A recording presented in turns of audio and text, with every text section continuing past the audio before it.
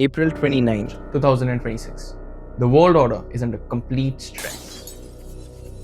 As the US-Israel-Iran war enters into a critical phase, and the Strait of Hormuz, the artery to 20% of the global oil supply chain, has been shut down once again this week. The Strait of Hormuz is closed. Standoff over the Strait of Hormuz continue. This and Iran closing the strait again. Global energy markets are in a death spiral. While the West faces skyrocketing fuel prices and predicted energy collapses, India stands incredibly resilient. Do you want to know why? Because while others relied on traditional alliances, India designed its own path to power. From the front lines of Operation Sindoor to the shadows of an international plot to destabilize our leadership and the energy that bypassed the Middle East blockade, Russia has become India's ultimate strategic insurance policy. Russia has finally made an offer to supply more oil and gas to India. Oil tankers that were originally headed toward East Asia have changed course to India. As the Middle East conflict worsens, two tankers carrying around 1.4 million barrels of Ural's oil. This isn't about history or just cheap oil. This is actually about global dominance. Today we reveal the data-backed truth why the Russian shield is actually so important for India's global rise to the top. Let's talk about May 7th, 2025. Following the Pahalgam terror attack, India launched a massive counter-operation called as Operation Sindoor, a tri-service strike to dismantle terror infrastructure deep inside Pakistan. But on the night of May 7th and 8th, the enemy retaliated with everything they had.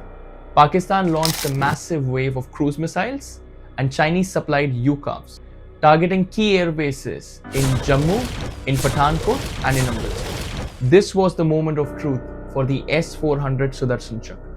It didn't just intercept targets, it actually created a steel dome on the northern territory of India. While the Rafales and Sukhois were targeting terror infrastructure deep inside Pakistan, the S400 achieved a flawless 100% interception rate. Most notably, it recorded a historic long-range kill of about 315 kilometers, taking down an enemy command aircraft even before it crossed our border. Without the S-400, our air bases would have been crippled.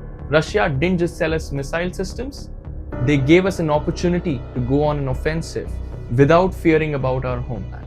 As of today, India is currently negotiating with Russia for 5 more regiments of the S-400 defense system.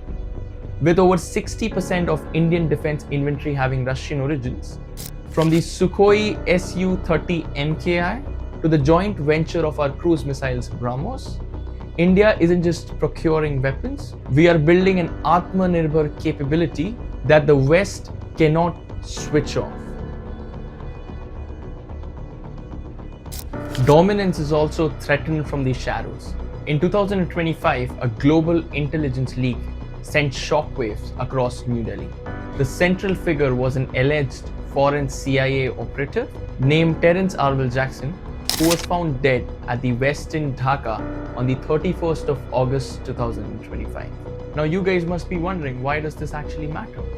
Because the insider's intelligence suggests that Jackson was the linchpin of a covert plan to assassinate our Prime Minister PM Modi and trigger a regime change in India. The plot was successfully neutralized thanks to the Russian intelligence agency called SVR, which intercepted the encrypted communications and shared them directly with RAW. This culminated the famous Tianjin handshake at the 2025 SCO summit, where Russian President Vladimir Putin invited Prime Minister Narendra Modi for a private drive. It wasn't just a friendly chat, it was Russia proving that it would protect India's leadership from foreign-backed plans to destabilize our country. In the game of global power, this type of intelligence is more important than any kind of global trade. Right now, the world is reeling. Since the 28th of February blockade of the Strait of Hormuz, 60% of India's energy supplies were threatened on a single night. But while the West scrambled, India's Euro-Asian masterstroke went into effect. Through the Northern Sea route, Russia has accelerated not only the delivery of oil, but also the critical liquefied natural gas. By April 2026, Russia has become India's energy all-rounder, supplying 35% of India's overall oil and a record share of our gas imports. This isn't just trade, it's a fortress. By utilizing the Chennai-Vladivostok corridor, we have cut shipping time from 40 days to just 24 days now. Bypassing every Middle Eastern choke, we are tapping directly into the Arctic Yamal and Gidon projects through massive 20-year deals with Russian energy suppliers Gazprom and Novatek. At a time when spot market gas from the US or Qatar are at an all-time high, Russian LNG is reaching India at the ports of Dahej and Hazira about 20 to 30% cheaper. From fueling our tanks to powering fertilizer plants for our farmers, they aren't just selling us fuel, they are guaranteeing us a total energy sovereignty, while the rest of the world stays in the dark. Global power is also financial. By April 2026, almost 96% of the Indian-Russian trade is actually settled in national currencies, making the Indian economy sanctionable. Technologically, Russia is central to our nuclear dream. At the Kudankulam nuclear power plant, Units 5 and 6 are completing about 45% of completion.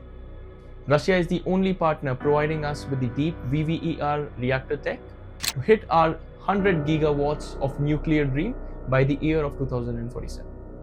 They aren't just selling us with power, they are giving us keys to clean, baseload energy independence. Global dominance isn't about choosing sides, it's about building resilience. Russia's role in India's rise is absolutely clear. Number one, a defense partner that enables capability, not dependence.